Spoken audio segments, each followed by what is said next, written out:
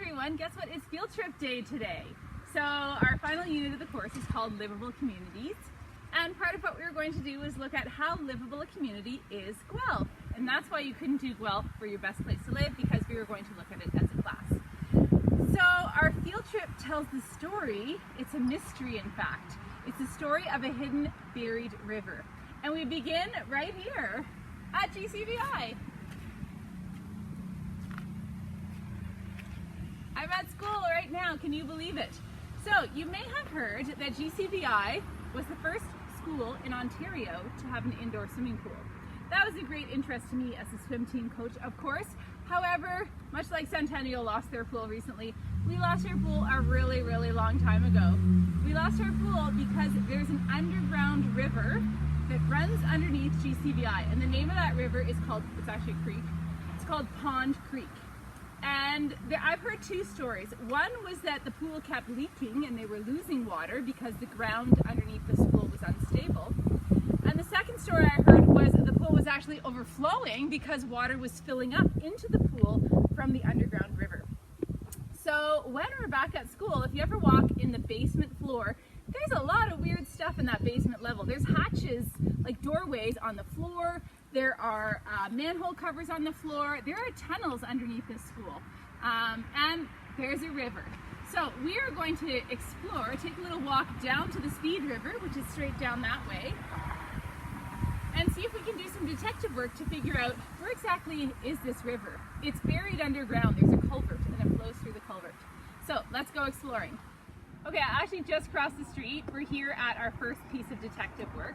So firstly, part of being in a livable community is having good transportation networks. So I biked over here today. I enjoyed a really nice bike ride on a beautiful day. There weren't too many cars on the road and it felt great. So getting back to our detective work, detectives look for things that are out of place. Does anyone see anything that might be out of place? Oh, yes? Are those manhole covers? Yeah, manhole covers on someone's front lawn. That's a little bit unusual. Usually we see that on the road. But that's our first sign that maybe that's where the river is. So you can actually lift that and climb down and you could enter the culvert. Can we do it right now? No, we're gonna wait till we get down closer to the river to explore the actual water.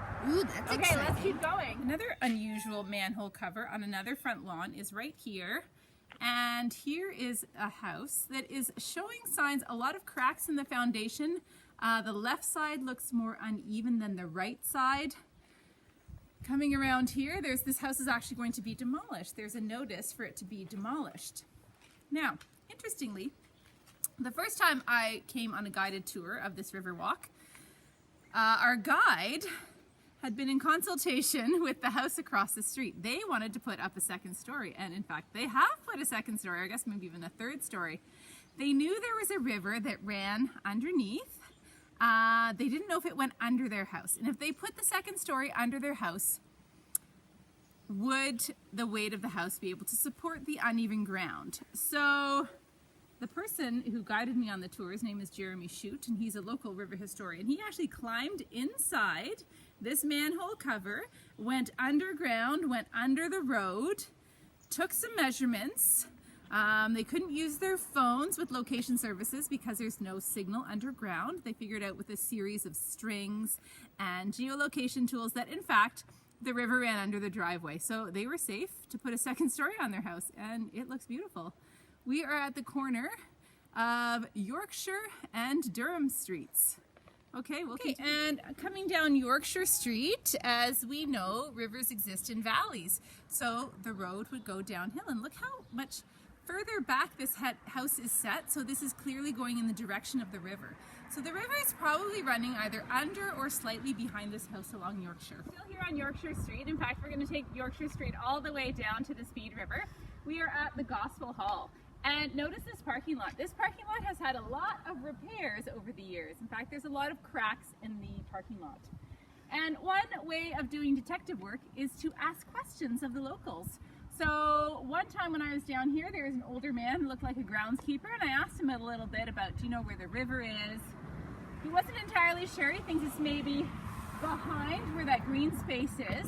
But he said that this parking lot is banned from development. They know that the ground underneath it is so stable that no development is allowed. So another little piece in our detective work. Let's keep going. And a quick little stop here. We're almost at the river. I just wanted to point out to the sewer grate. Anyone know what shape or recognize an animal? Me. Yeah, yes? Me. Yes, Liam. Oh, you're talking to me? Oh, it's a fish, I think. It's a fish, right. And any guesses why they made the shape of a fish on the sewer grate? Because they like fish. No, it can't be that. That's too obvious. Oh, hold on. Probably fish are down there. Maybe fish are down there. I'm not sure. They would have gotten in through the sewer. Wait, no. Whatever you put down there will go to the fish because that connects to the ocean. Right. Ding, ding, ding. It's a reminder of whatever goes into the sewer is going to end up where the fishies are swimming. So don't do an oil change in your driveway and let the oil run into the sewer. Bad, bad, bad. Think about that. Whatever goes into the sewer ends up in the river with the fish. We made it. We're here at the river.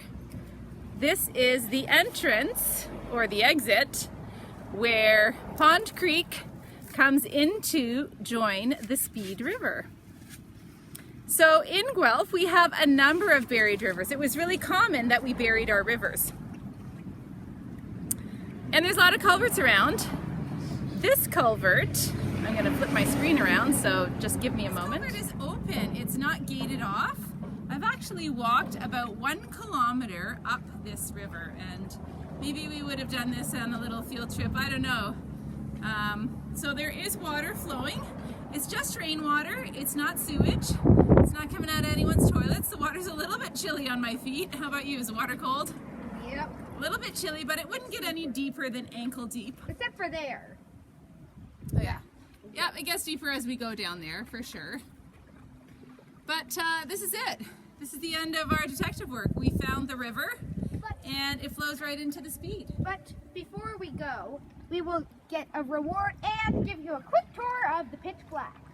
Okay, let's go into the pitch black. Ooh, creepy. This algae is high. Echo! Oh, we still see some light, but it would get pretty dark pretty quickly. Hello! You would want to use a flashlight if you were coming in here. There's something coming! Go with the group. All right, we've got one more stop in our journey. We'll see you there. Every successful adventure should end with a celebration. So here we are at the boathouse with the beautiful Speed River in the background. We did our detective work. We found where Pond Creek runs underground and ends up in the Speed River. Thanks for joining us on this virtual trip. So sorry we couldn't all do it together, but you can explore some of these things on your own sometime. Have a great summer.